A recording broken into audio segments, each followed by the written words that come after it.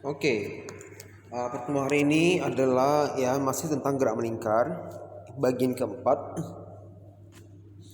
tentang penerapannya. Jadi ini adalah bagian akhir dari pembahasan gerak melingkar beraturan. Nah, penerapannya adalah pada roda-roda, hubungan roda-roda. Nah, kita lihat di sini ada contoh ya. Untuk dua roda yang sepusat. Jadi di sini ada roda kecil, ini ada roda besar ya. Pusatnya sama-sama berputar. Nah, di sini putarnya bersama dong. Misalnya kalau ini searah jarum jam, ini pasti searah jarum jam yang besar ya. Pasti menyatu gitu ya, senyawa. Nah, jadi ada rumusnya itu kecepatan sudut A sebenarnya kecepatan sudut B. Ya iya dong. Kalau ini makin kencang yang kecil, yang besar makin kencang juga dong. Sebaliknya yang ini yang besar makin kencang, yang kecil makin kencang ya. Juga bila yang satu melambat, yang lain akan melambat juga. Yang satu lagi ya, pasti. Tapi ingat, bukan V-nya yang sama, tetapi omeganya yang sama.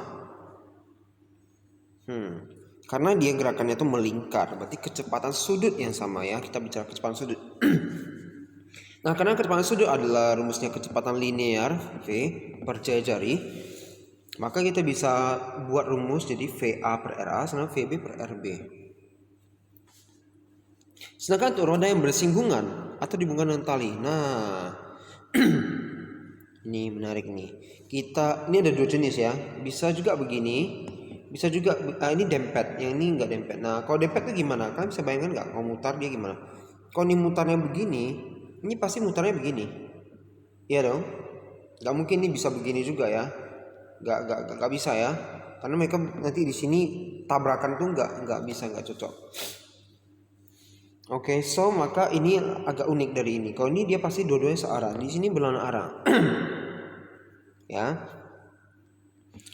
Nah, sedangkan kalau dia agak dijauhkan dari hubungan dengan tali, dia menjadi searah kembali. Kalau ini berputarnya begini, maka talinya akan putar begini kan? Maka ini rodanya pasti berputar begini juga. Ujung-ujungnya yang ini menjadi sama seperti ini, searah sama-sama.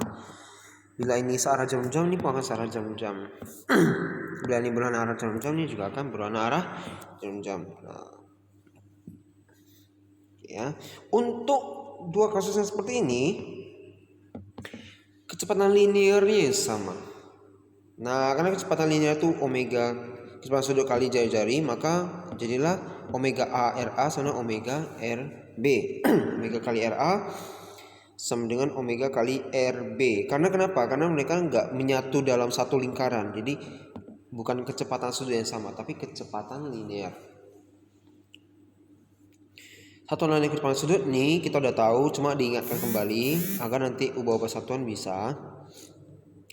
RPM jadi 2V per 60 atau V per 30 radian per second. Caranya ubah RPM ke radian per second kali 2V per 60 atau V per 30. Sedangkan RPS, ini yang baru ya, kita belum pernah pakai nih RPS. Ini agak jarang sih. Ya bedanya dia nggak perlu kali 60 di bawah. Jadi kali 2V saja untuk menjadi radian per second ya, karena dia hanya mengubah rotasi atau putaran jadi radian saja. Ini kita udah belajar di awal-awal bahwa satu putaran itu adalah 2V radian. Cara ubah putaran atau rotasi ke radian itu kali 2V saja. Sedangkan secondnya tetap second. Ini sini ada tulis ya. Sorry. Nah, kita lihat contoh soal. Wah, ini contoh soal sulit langsung. Tapi kalau ini bisa ngerti, nanti soal-soal yang gimana pun tentang hubungan roda-roda pasti bisa ngerti juga. Di sini ada yang menyatu, yang dimana omega atau kecepatan sudutnya sama. Kemudian ini nanti dengan ini V-nya sama. Kita lihat. 3 buah roda dihubungkan dengan gambar. Roda A dan B sepusat. Oke, sepusat berarti kecepatan sudut sama. Sedangkan pada C dihubungkan dengan roda A dengan ban, tali ya, ban sama. Jari-jari masing-masing dikasih tahu. Tentukan rasio kecepatan sudut roda B terhadap roda A. Berarti kita harus cari kecepatan sudut roda B berapa. Kemudian roda A berapa. Kita tinggal bandingkan. Oke, ayo kita cek. Nah, Roda B dengan roda A sekali lagi tadi karena dia menyatu dalam satu lingkaran, hubungannya adalah kecepatan sudut keduanya sama karena sepusat ya. Oke.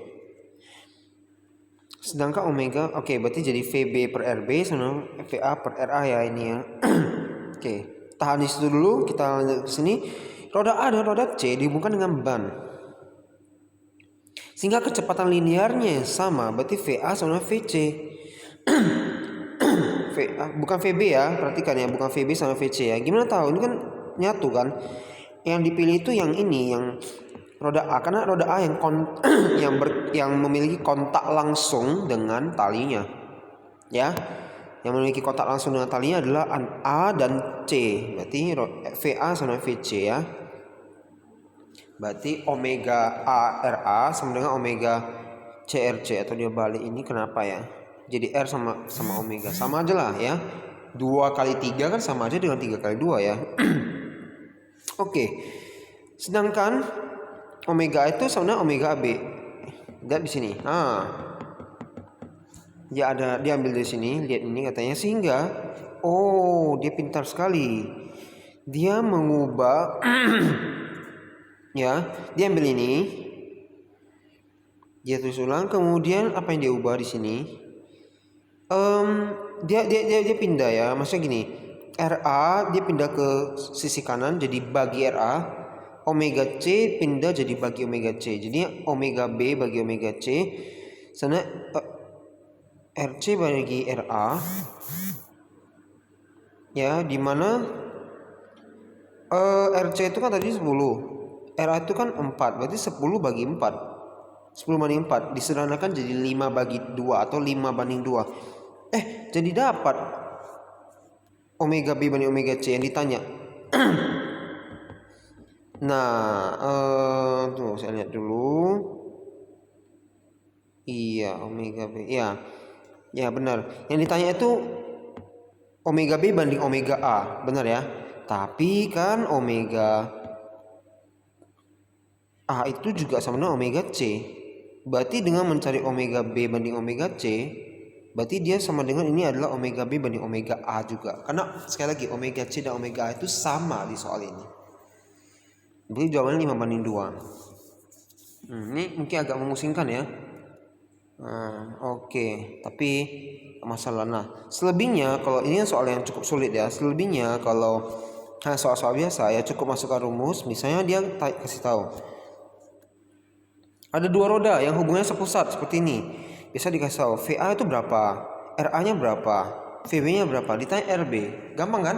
Tinggal masukkan aja ke dalam soal, cari RB-nya menggunakan hitung-hitungan matematika yang seperti biasa. Ya, oke. Yuk.